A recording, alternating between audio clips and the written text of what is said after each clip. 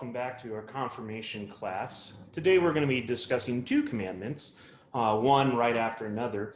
The first commandment is going to be the fifth commandment that we're going to discuss, and then we're going to talk about the sixth commandment. The fifth commandment is rather simple. It says, "You shall not murder." Simple commandment, but within that commandment, as we see, is so many good gems that we can pull out for our life in how to love our neighbor. If you recall, all the commandments forth and afterwards are commandments about loving our neighbor. So it's all about how we deal with others and honoring God in what he wants for us. So this commandment is loving our neighbor, meaning that we shouldn't harm our neighbor. We shouldn't hurt them, harm them, or hinder them in especially their physical body and their physical life. But we should do everything we can to support our neighbor, to encourage them to live a healthy life and to prevent them from being hurt or harmed. So within that, we have a lot of things that we can discuss. This is why murder is not one of the things that we as Christians should do. In fact, this is something that society has all agreed, that taking another person's life is sinful, that it should not happen, that it's not what God wants for us to do.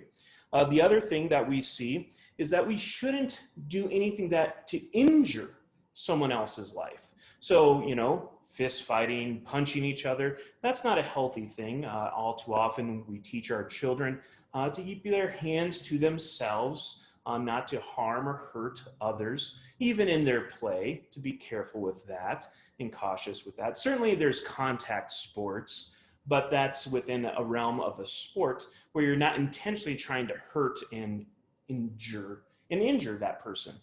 The other aspect would be that we also should be mindful of the words that we say, that the words that we say and speak to someone may be actually dangerous to them in bodily harm. We see that where people make, calls or, phone calls and say, this person's in danger in my life when they're not, and that could lead into situations where that person could get harmed. Slander can provide this.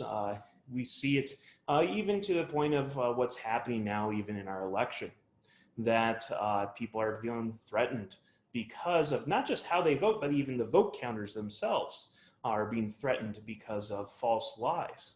And so we have to be careful about the words that we say, not just the physical body that we have in caring for others, but our words actually have a physical impact upon other people. The other thing is to protect them, their life. This means that we are called to stand firm and sometimes to defend our neighbor. And sometimes it does take physical defense to keep them from being harmed, but to stand up for our neighbor when they're being harmed, to speak out against injustice. These are all things that God wants us to do within the confines of "you shall not murder." All these things include things like speaking out against abortion, and that's a tough issue, I know, for many people, but it's an issue that needs to have a conversation about. Certainly no one wants to have an abortion out of a joy or just because of a bad decision, like saying, hey, who cares about this life? Most of the time people are not callous like that. But we certainly have to have that discussion that abortion is never a good choice. And so we have to have those discussions to help prevent abortion, to provide the care for our neighbor who is pregnant and does not have support, maybe getting them resources that they may feel supported to make a decision to either have a child or maybe even make an adoption plan. These are things that can all help prevent abortion, which falls within that line of the fifth commandment, "You shall not murder." This is why the Christian church speaks strongly against suicide as well, because we understand all too often the danger of suicide, that it is similar to abortion, never really truly done in a circumstance that is for the benefit of other people. It's really many times out of feeling like a burden, out of depression, out of mental illness. So how can we prevent those things is giving them support. And that means you and I are called to give support to our family and friends who are feeling like they're in those situations. This commandment also speaks to prejudice, to classism, to racism. After all, we value the life God has given us. We see that God has given us the image of God in our lives, whether we're Christian or not. And so every person is a special person in God's sight, has the image of God, the holiness of God. That first instinct doesn't mean that they are holy, but that they have that image of God. And that's worth something, that they too are worth something. And so this is why we speak out against prejudice. We speak out against racism, and we stand up for those that are minorities, that are unheard and unspoken, those that are outside and not in the prominent majority to speak for their rights, for their life. And so that's what we as the church and as Christians are called to do, especially when it comes to this commandment, the fifth commandment.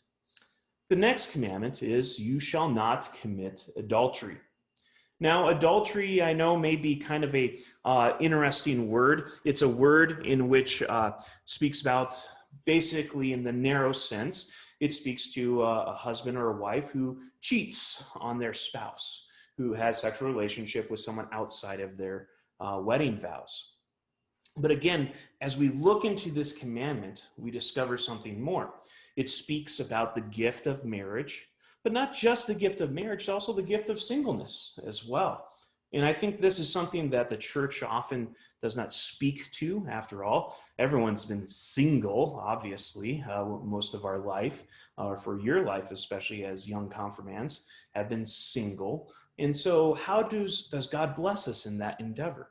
Well, what it speaks about is that we should treat each other in an honorable kind of way. Similar to the fifth commandment with that image of God, we are to treat each other in that sexual relationship of being pure and of not messing around with things that we're not ready for and we haven't entered into that relationship with. This is why God has given us the gift of marriage and the blessings of marriage, of the responsibilities of children because of our actions, and all of those things that we care for. This does not neglect the singleness, but what it does is it says how we are to treat each other is an important thing, that we are not to treat each other as sexual objects. That's really significant.